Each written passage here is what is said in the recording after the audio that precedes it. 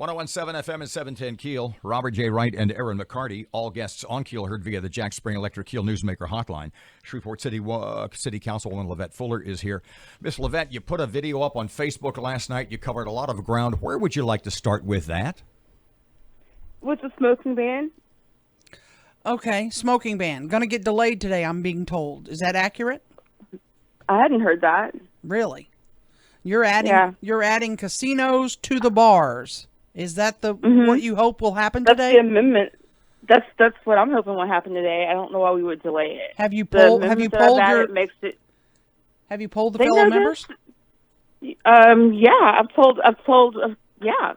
And they've got access to the agenda. So if they plan on delaying that, I call shenanigans.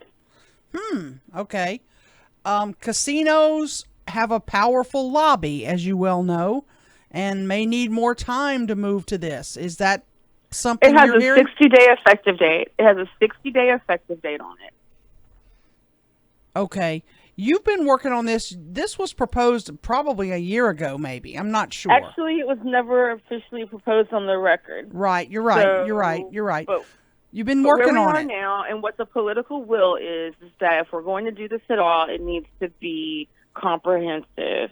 I have over 70 emails right now from people saying they want comprehensive smoking bans, and they want it now. So I've got bar owners saying that they don't want. They are happy to go smoke free, but not if the casinos are excluded. So I'm hearing from several different sectors that they're on board with this, and I don't know why we would delay that vote when the will of the people is there. This includes the Shreveport City Parks smoking ban, the outdoor smoking ban also, right?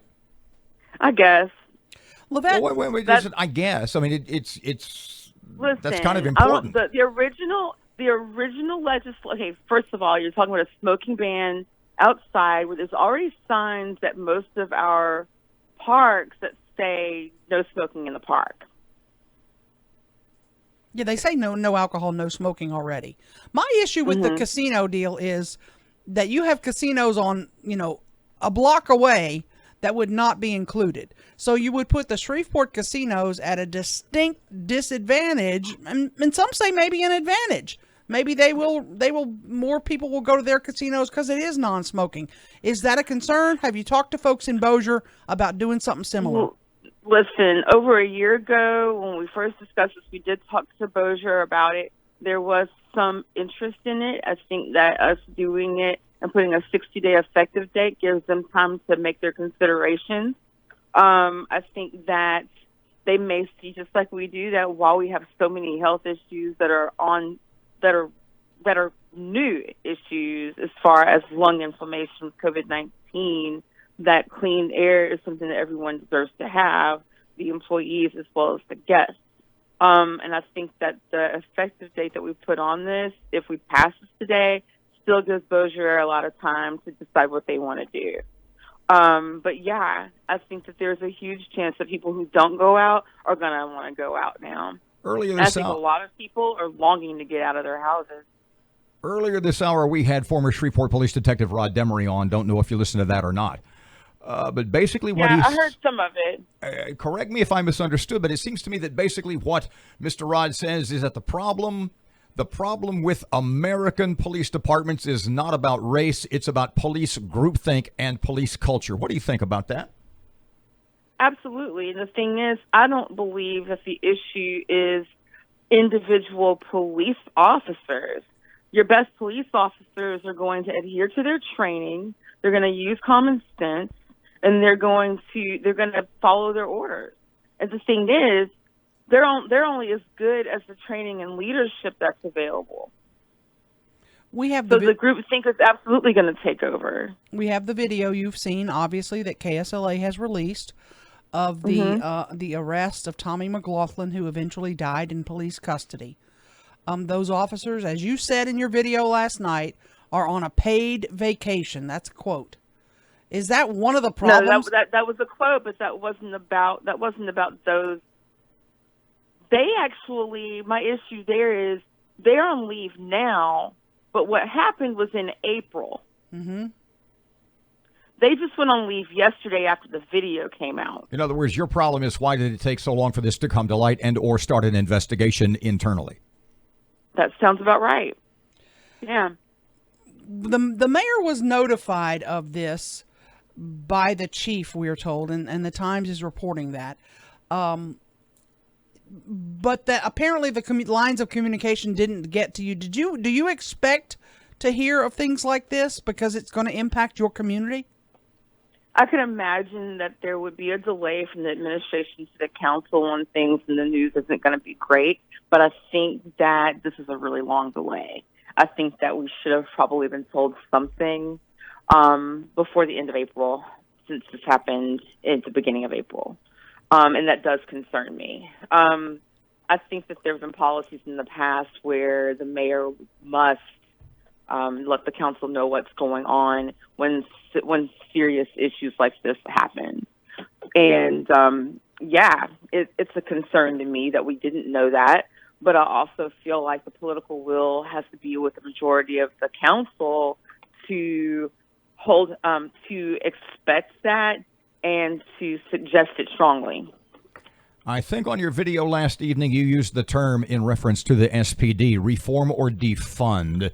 If I might be a little off. I don't think so. Explain what you mean by that. That the word defund is sort of a hot button word for city councils and police departments around the country right now.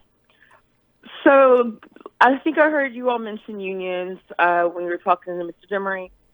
I think that where we are right now is that you want to have a certain amount of reform within a police department. Defunding doesn't mean that you want to have anarchy and you don't want to have police and that you don't want to have public safety.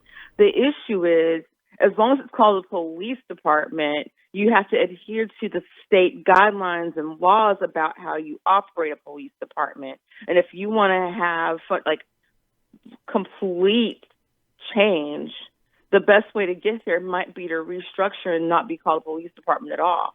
Take the money out of that and put it into your new public safety organization. The 4 officers in the Tommy McLaughlin case, in your opinion, you've seen the video, do they need to be fired?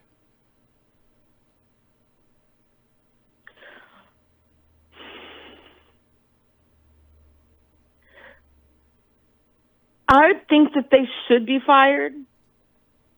At the bare minimum, they should be questioned, and they should have been put on an administrative leave immediately following the altercation.